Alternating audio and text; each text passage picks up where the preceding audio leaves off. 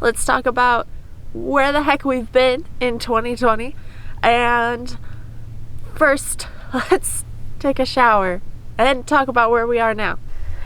Okay, so we finished taking showers off of the back of the van. That was new. We hadn't done that before. All the Anytime Fitness showers are closed here in Tucson, Arizona at the moment. Oh, I just told you where we were. Unintentionally. But yeah, we're in Tucson, Arizona. So we're gonna finish cleaning up the van because now that we've cleaned ourselves, we don't really want to live in our messy van. We made our bed and we are cleaning up our shower location. We had this nice little wash basin that I got for Christmas, and then we used our new wok and it worked out pretty good. One of the worst parts about being in the desert is all the dirt. Gets everywhere. Absolutely everywhere.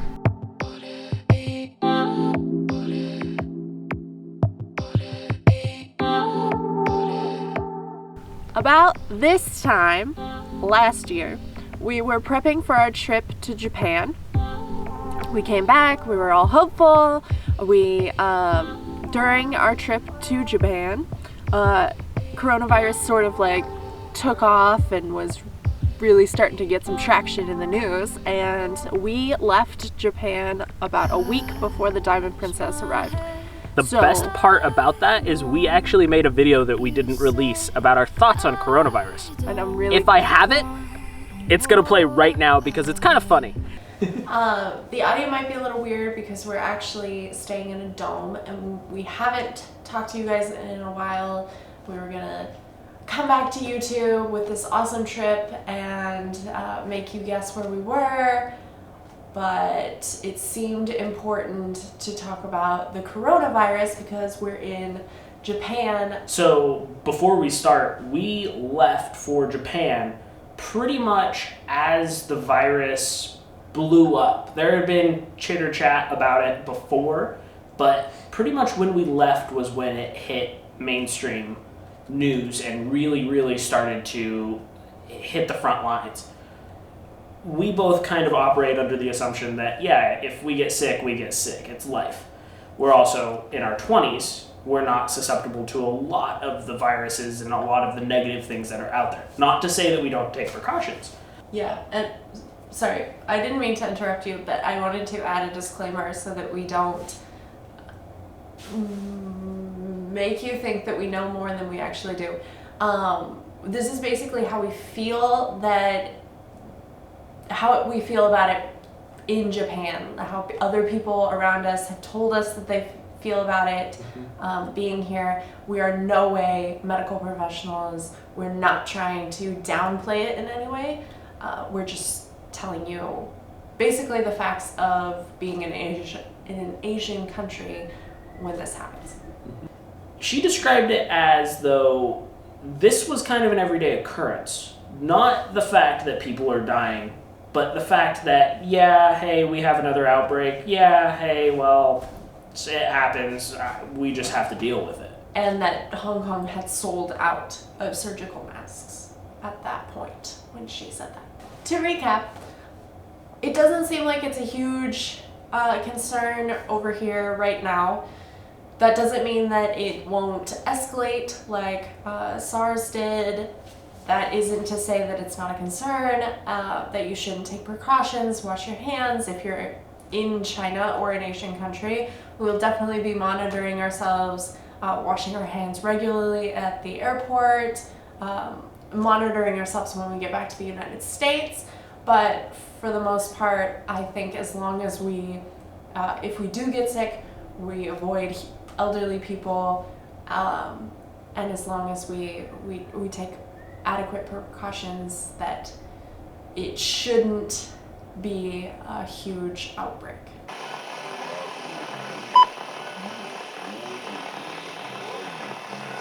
It definitely didn't turn out how we thought it was going to.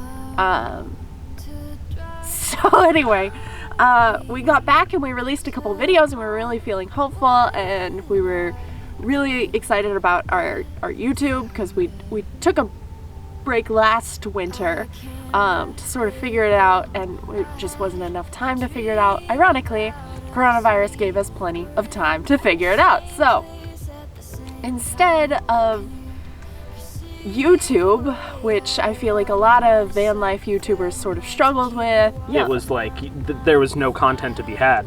And unless you were buying a cabin or already had a plot of land and were building a cabin. Cough, cough. Or you were already building a tiny micro farm community. You could tell the van lifers we follow. Then it was kind of like, I don't really know what to talk about. So we built out our new van. We sold our van, and because there was a lot of people who were looking to, change their lifestyles during this time. And Yep. so we built a van, we bought a new van, and we built it out, and we were really excited about it, and it just, a lot of things kind of took over our life during that time. It was A lot of work. Yeah. A lot of work in town, so our van life was basically in the exact same town for months. I mean, months and months. Yeah. And in that time, there was one pivotal moment where we basically decided, no, let's go to Utah. And that's kind of what shifted our entire perception, because we ended up going to Utah with some friends instead of climbing a bunch of 14ers. So for everyone that's not a Colorado native or doesn't know what that is, a 14er is a mountain peak that's higher than 14,000 feet. So that sounds really extreme, but the extreme part is when you climb a 14er, you usually climb it with like 800 of your closest friends because it's packed. It's not exactly COVID friendly. Especially with the ones that we were climbing at the time, which were, your basic ones. Beginner level ones. This was the first year we've ever climbed a 14er, so it was a learning experience, which meant we needed easy mountains. So when we went to Utah, up until this point, Alicia had been... She wasn't remote. Like, she was remote during COVID, but she wasn't remote. It was 20% remote. We definitely covered that in my 9 to 5. Yeah. Which, thanks for making that our best video, everybody. Yeah, but not the new one that was like a decent quality. The one shot on the Osmo with terrible. Anyways, regardless, that goes to show you what you put your energy into is never what people love for whatever reason. That's okay. Anyways, up until that point, she hadn't really been remote. She was 20% remote, and in Utah, she finally built up the courage and realized that, no, I can be 100% remote, and I want to be. So she basically marched into her... Marched. But yeah, marched. It would actually went something like this, something I like... imagine. Yeah, there's just something that I want to talk... No, it's okay, never... How are you? Yeah. What did you guys do while I was gone? So she basically was like, hey, I want to be remote. And her boss, which is her dad, was like, yeah, I think we could work that out. So we then went on a couple trips to test it out. One of them was Telluride, and we did post released a video on Telluride. It was Telluride Sucks. It did. It was beautiful, but it sucked. Feel free to watch that. And then we went to the Glacier? Black Canyons of Gunnison in the same trip because we left Telluride early, which you can watch up here. And then from there, we came back. I think we were back for 2 weeks and turned around and left for Montana for 3 weeks. Yes. And then the snow ended up pushing us out. Not because the van's not equipped for snow. I mean, we lived in Colorado in our last van. And then in December 1st, my grandmother passed away. So our world just became family and just dealing with that. And that was December 1st? November 30th. But yes, really? December 1st. It's been that long. Yeah, it's been a whole month. Wow. That's crazy. Anyways. So we took the entirety of December to just not do anything van related. we knew what we wanted to do now because we had all of COVID to figure it out, and we took December to like really implement some plans so that we weren't so on again, off again, hopefully not on again, off again for YouTube, and we were trying to put together a plan to like really reach out to our clientele that we wanted. We're really pushing for adventure elopements. So as van lifers, you're probably looking for something that's not super traditional because we weren't. So if you're interested, you can always reach out to us. The short of this, before Alicia rambles about what it is, because I'm gonna put this in front, is an event. Basically, what we're planning on doing is creating an event for you, an entire day of adventure and experiencing the love between the two of you that can be captured on film and shared with your family. We're definitely trying to capture you as a couple and what you guys like represent, who you people are. That's the whole point of an elopement. Yeah. I mean, a wedding is for your guests to celebrate you. An elopement is for you to celebrate you. So, or at least that's my opinion of it. All right, I think that's pretty much all of our 2020, huh? Yeah, so 2020 was rough on us. It kind of kicked our ass. But in a good way. In a good way. In an okay way. Definitely reaffirmed a lot of things for us. It had its ups and downs, for sure. I feel like everybody felt that way. It was kind of... It was a lot. It was a lot, guys. We decided to drive down to Arizona, as is the normal migration for all van lifers in the winter. We wanted to go somewhere warm, which is what everyone wants. I mean, our van's equipped for the winter, but that's okay. So we decided to come down to Saguaro National Park and check that place out because it's a national park and we have to cross it off our list. We also had some delicious food. So if you guys have been watching, at all, we have a list of foods that we eat in every state. Well, Arizona's is fry bread. Which feels wrong. If Arizona's food is supposed to be fry bread, shouldn't it be something like more traditionally indigenous? Which led us to El Chorro, and that was sort of a Native American Mexican sort of mix-up. But it was like high class. It was really interesting. Yeah. It was really, really good food. Amazing food. So their thing at El Chorro was a specific... Okay, they claimed they made the chimichanga. Inventors of the chimichanga. And it seems like they did. We didn't have a chimichanga. Nope. Instead, she had... I had their vegan tamales. Which was made out of hemp. Hemp seeds. It's really good. It was really... And what I had was a special type of beef that's basically dried, that they dry there. It's what made that restaurant famous. And it's basically dried beef with garlic and a couple spices, basically. And it was amazing. I mean, that's probably some of the best meat I've literally ever eaten. I highly suggest going there. It's a bit on the expensive side, but it was really, really, really good. It was definitely worth checking out. The other thing was, what we ate yesterday was what's called a Sonoran dog. Basically what that was is it's a hot dog wrapped in bacon, covered in cream. It could have been mayonnaise. It looked like cream, with a little bit of hot sauce on the top, and it was served with a jalapeno.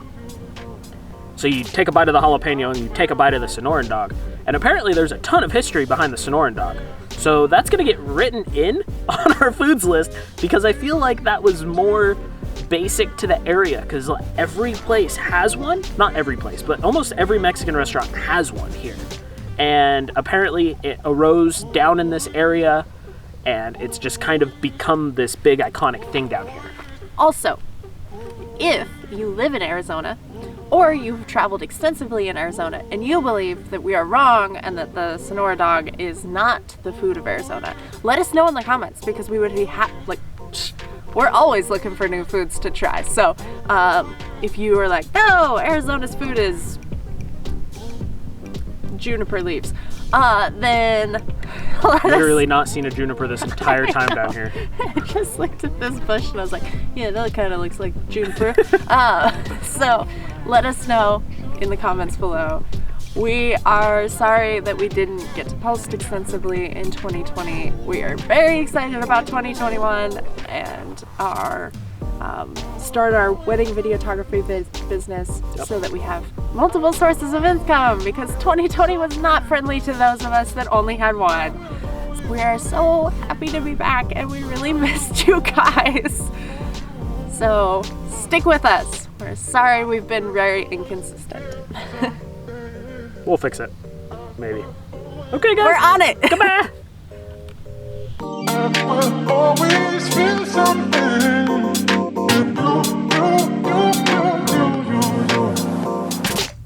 Alrighty. So, sorry. We walked towards the camera. Haven't done this in a while. Okay, so let's talk about 2020. About this year. Wait, no. About the year that like stopped the world, man. Yeah. About how everything flipped upside down. It's from Fresh Prince, isn't it? Yeah. How's it go? I'd like to take a minute, just sit right here, tell you how I become the prince of a town called Bel Air. Wow, you know this way better than I do. As I forget the rest of the verse. After we got back from Utah, we decided to try our hand at wedding videography, and we did a shoot last night. We skipped like a huge part. What huge part? Basically, the other half of that was kind of what we want to do for work. Alicia's... That was not the extent of it. And then we came down here. No. Oh, okay. See, you skipped a part, I skipped a part. You can tell what's important in our brains. It's not the same thing. Hopefully we can help some of you guys out. Basically, the short of this. Wow, I rambled for a while. Yeah. Let's explain where we are, because this isn't Fort Collins. Because it's dry. We decided to drive down to Arizona. Can you start like it over a normal... so that I'm not like... I was going to start, and then... Okay, go ahead. Bad! It was so bad! Terrible. I was like, great start to 2021. Great start. That's what makes for a good story. I know, but I This was one's like, oh no, is that how this trip is going to go?